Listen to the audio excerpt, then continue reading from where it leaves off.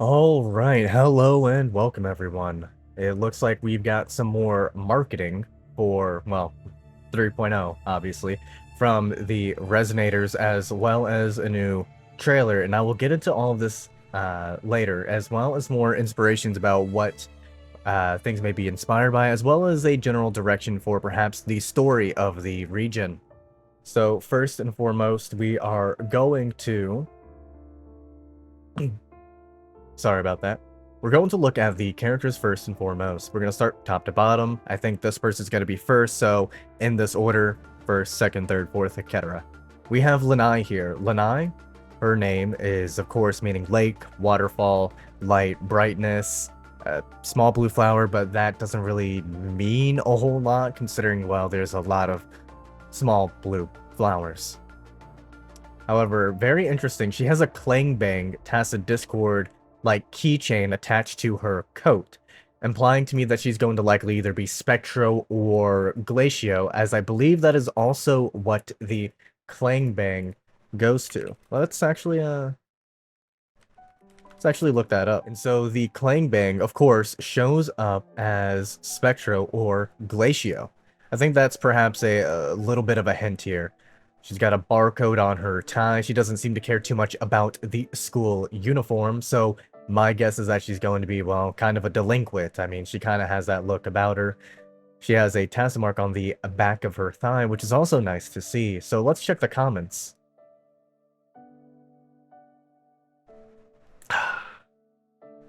Thank you for being normal, life lessons. And so up next we have the should that molten gold drip. His arm reminds me of the Grand Architect's arm. And he has these vials here, and it looks like it might be perhaps Spectro or Havoc. Those might be the two he may be based upon. Because of all of the biology going on here, my guess is personally going to be that he's going to be Spectro. And given he's a biologist, a scientist, my guess would be either Gun or Rectifier. Well, I guess Gun. Well, no. Yeah, Gun or Rectifier because, well, Baija and Mortefi, they've got Gun or Rectifier. Those are my predictions for his weapon. As for his name, oddly enough, there is... Oh, okay, it's not actually showing up this time, but there's a pharmaceutical company name that has his last name, and they, of course, deal with bi yeah, Hessen or Harsen Academy. And then we have Luke, which is what his name is based off of. Luke, I should say Luke, Luke, maybe. Of course, based on Luke's, and it, of course, means light. Every character, as I said, they're dealing with something with light here. But he does have this healing thing, so I think that he's either going to A, be a Spectro, or B, be a Havoc. My guess is, well, if he's Spectro, then a support, and if he's Havoc, maybe a sub-DPS.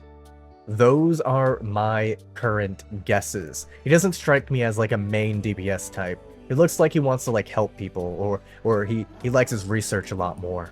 Oh yeah, let's go ahead and yeah. Christopher's brother, true. And so up next we have Sigrika. And I am not gonna lie, the first thing that came to mind was Sig Erika. And so when I looked that up, I was immediately met with information that would have demonetized me.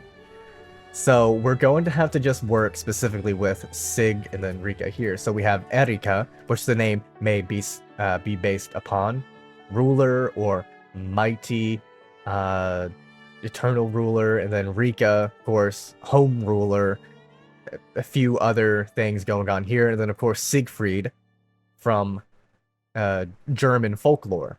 So there are a few inspirations here, and in this, my guesses are that she's going to be either Fusion or Glacio, because should that expectation overflow, and she does have, well, there's those droplets in the background. I don't think we're getting an Electro or an Arrow character from these 5. So my guess for her is going to be Fusion or Glacio. And then up next, we're gonna have Should That Spark Guide. Guide, that's kind of an interesting word. Lucilia, of course, Lucilia, this is going to mean, well, light as well. Comes from the same thing that Luke comes from. Bro is down horrendous. And so we see film here, which of course we know Fullmin, he's got film going on with his entire set, and if I recall, he's... Actually, do we know? Do we know? Surely he's Spectro, right? Either way, I think she's going to either be A, Spectro, or B, be Havoc. Could kind of go either way. I don't think she's Electro. I don't think she's Arrow. I think they're serving or reserving Purple Fire for Geshulin, so I don't think she's Fusion. I mean, Glacio, I guess. This is the one that I have the least amount of, like, insight upon, but she does have those unique eyes that Havoc characters kind of have. So we do have to keep that in mind. A bag as a weapon, probably Gauntlet user if I had to guess. So Gauntlets... I don't... Okay, aside from her, I don't really have much prediction for the other weapons. I want the next gun user to be someone who isn't Fusion. That's what I'm hoping for. And then should that light be reachable here, we have Morni.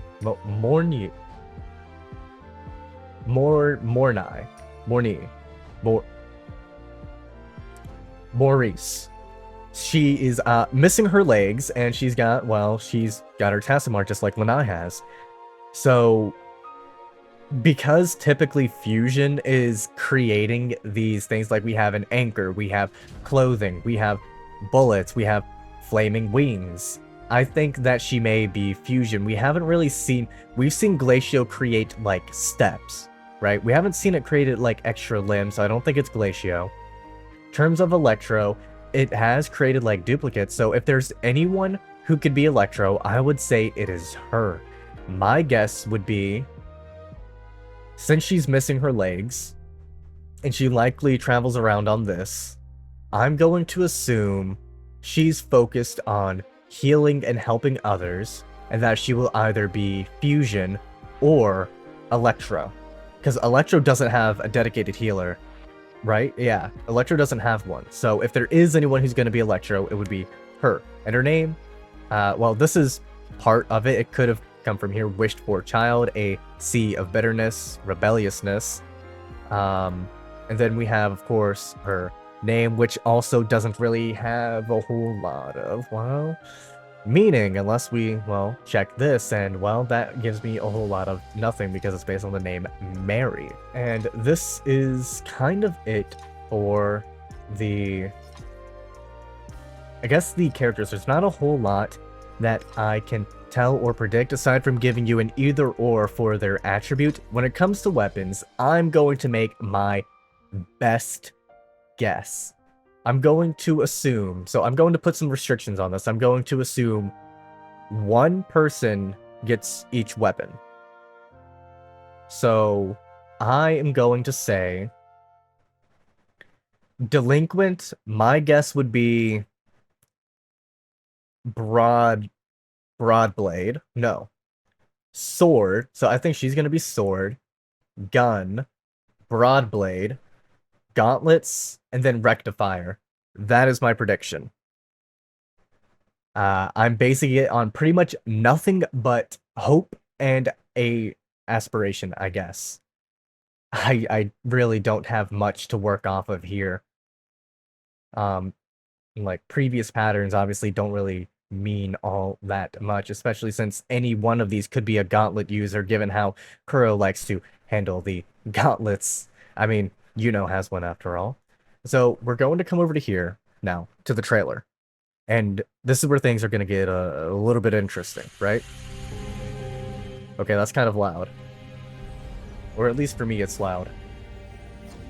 Okay, keep this in mind. Keep this in mind, right?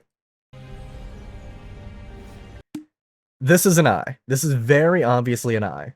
I mean, if I get close enough to the camera, it might look like mine. I don't know.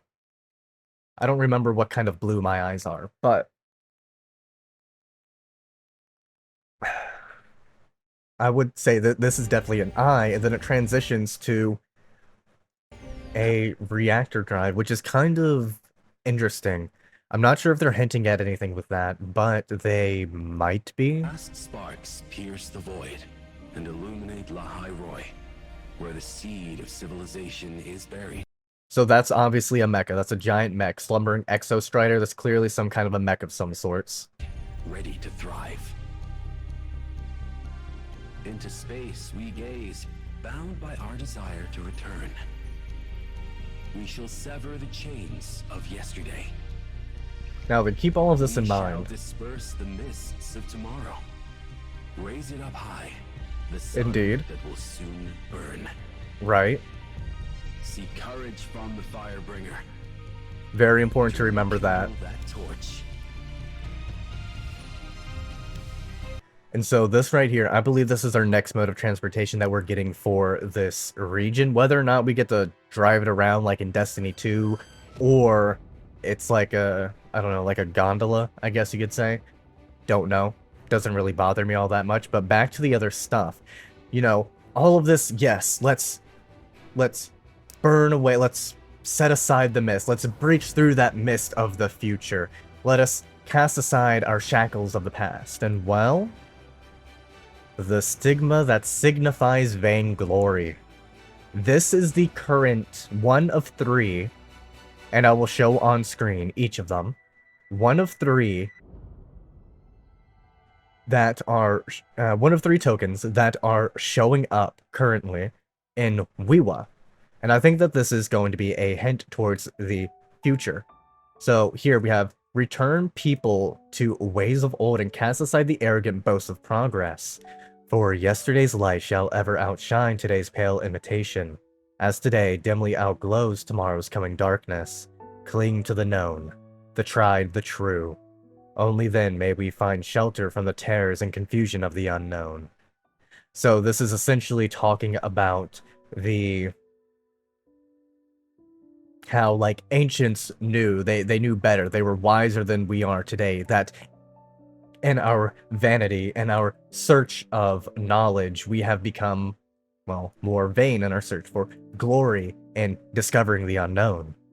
And notice how this image looks, well, that's black and gold, those are Rover's colors. Looks kind of like a king or perhaps a queen as well, signifying Rover, and he's kind of trapped there. Rover is, of course, trapped in being a relic of the past, but also he's this harbinger of hope for the future. That's his entire mission, is to bring about a hope for the future. Perhaps Rover in the past struggled with some sort of vanity, and perhaps it rubbed off here at Star Torch Academy. I mean, it has been 20 years after all, and so Rover's past failures are still haunting him to this day. The other token, one of them is I believe it's actually in here. The falling star that tears fate apart. Only when the stargazer saw destruction fall with their own eyes did they realize that nothing lasts forever, not even stars that seem to shine with endless life. Now some people may say that this applies to Frolova, but I don't think so. I don't think this applies to Frolova. I think that this is, again, hinting at a possible future for Rover, right? That because the Stargazer, Rover is supposed to be a star, right? So perhaps Rover's fall. And oddly enough, this was also here for Whiwa previously in the previous one, where during it, Rover did have a fall, of course. So perhaps this is signaling to the future that Cristoforo is still going to once again write a fall. And while they don't have it here on the wiki, there is Cristoforo's quill, which is rather unique. And remember, these actually do kind of correspond just a bit to other characters, as in their descriptions help link to characters in the game. So it is important to keep all of this information in mind. So we're going to continue on with this, and I'll give you my final thoughts in just a moment. We are sun chasers. We are the shepherds of fire. Very good song. So of course, looks like mechanical, like a lens almost, as if a camera lens or perhaps a robot. It's artificial, and then it fades away into a normal human eye. We usher in a future of light. So something we need to keep in mind is that we need to seek out this person who is supposed to... so number one, raise it up high, the sun that will soon burn. This is going to be one of two things. We have to remember it's underground, very snowy and cold. This means either A, they're going to need like symbolic sun, or B, they're going to like, I guess, maybe a sonorosphere of a sun that they will use to help make conditions better there in Lahai Roy. Those are my current thought processes. Then again, Shorekeeper also literally just creates stars like they're nothing, so it's not too far out there to assume that they're just going to, well, essentially reach to the heavens like the Tower of Babel, trying to create a star themselves, much like in one of my previous videos that Rover and Shorekeeper are kind of like, they're not necessarily celestials, but they're more, you know, enlightened, I guess you could say, trying to steal away from their power almost out of vanity and hubris. And so we're going to witness perhaps a rise and fall of Star Torch Academy or of Lahai Roy, and Cristoforo is likely going to be involved. Will soon burn. Seek courage from the Firebringer. Now, this is important. Seek courage from the Firebringer, right? And then to rekindle that torch. Many people would probably assume that this is going to be Rover. However, I have to raise a point. Cartethia. We had nothing about Cartethia's trip, and none of these characters seem like true representatives of Star Torch Academy. So I'm thinking that while there's no Sentinel, perhaps we could get a Threnodian resonator for the area who's going to represent Lahai Roy, much like Cartethia does Renacida and Genshi does Genjo. I think that we're going to get a fusion character, and I mean, obviously, since Kuro doesn't like making male characters, we can assume that it's going to be, well, a woman. I feel like that is unfortunately a fair take. As for what she will look like or what she will do, as long as she's not a gun user, I don't care. We have way too many fusion gun users. We've got 3, I believe. Give her, like, I don't know. Give her a sword. Or give her gauntlets. We don't have gauntlets. That'd be cool, right? Gauntlets and fire? Fusion? Yeah, that'd be cool.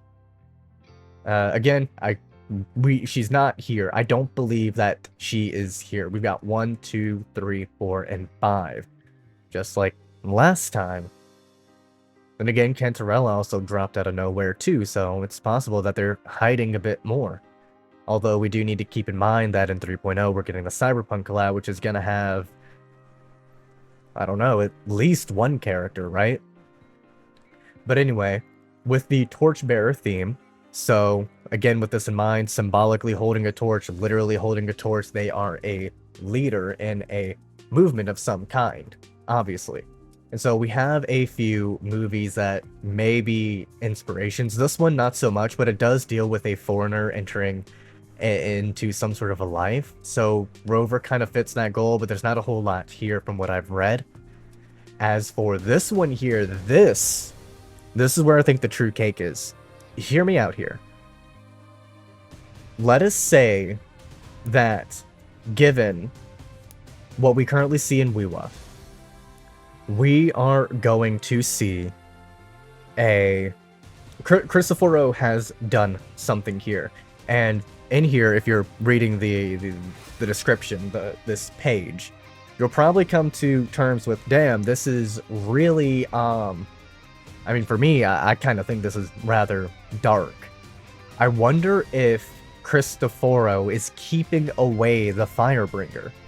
I wonder if he locked her away or managed to convince her to join him or something along those lines, because in here we have the Firebreak, or the hero as it's called, going through some challenges and whatnot and being crowned emperor, but in doing so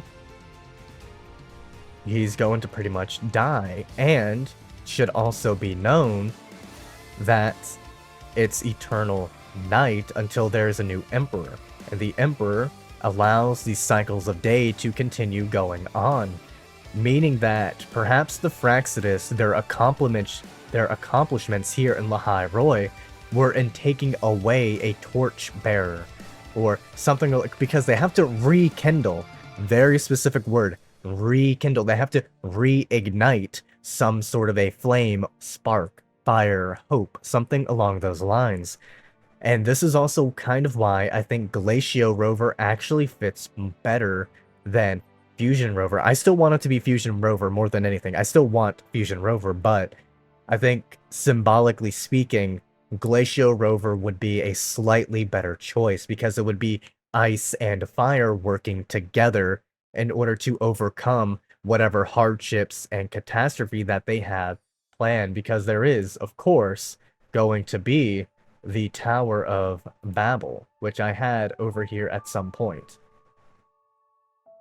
They're reaching their vanity, their hubris, reaching into the heavens to take what is not rightfully and truthfully theirs.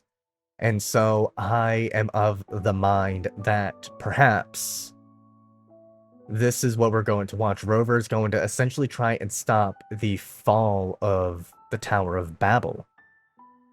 And then we have some other ideas such as 90s and 80s, you know, retro futurism, in terms of, because like they have like cassette tapes and stuff like that, reminiscent also of Alien from the, yeah, huge topic, Alien from the, well, series Alien, and I think Predator is also part of it. But not only this, we have Sun Chaser, which was also something mentioned, and there are some books and movies here. They don't really seem to hold a whole lot of correlation, but this book over here, this one apparently seems to have some sort of a fall in line, because humanity keeps taking away stars, killing off stars, taking away from the heavens, which, well, creates more darkness, or in this case would create more lament. And so it's perhaps that humanity, we are accidentally destroying the universe, and as a result the universe has rejected us, as was told to us at the end of the 2.8 segue. But what do you all think? Do you think that I might be cooking? Do you think I'm onto something here? Or do you think that I'm kind of stretching things and that, well, I kind of made a 25-minute video for pretty much no reason other than to just yap? What do you all think about these characters? Let me know who you're going to pull down below. I'll also write my own list of who I think I will pull, or at least my priority of who I would want to pull, depending on what they are. But with that all in mind, I guess I'll see you all in the next video, so take care.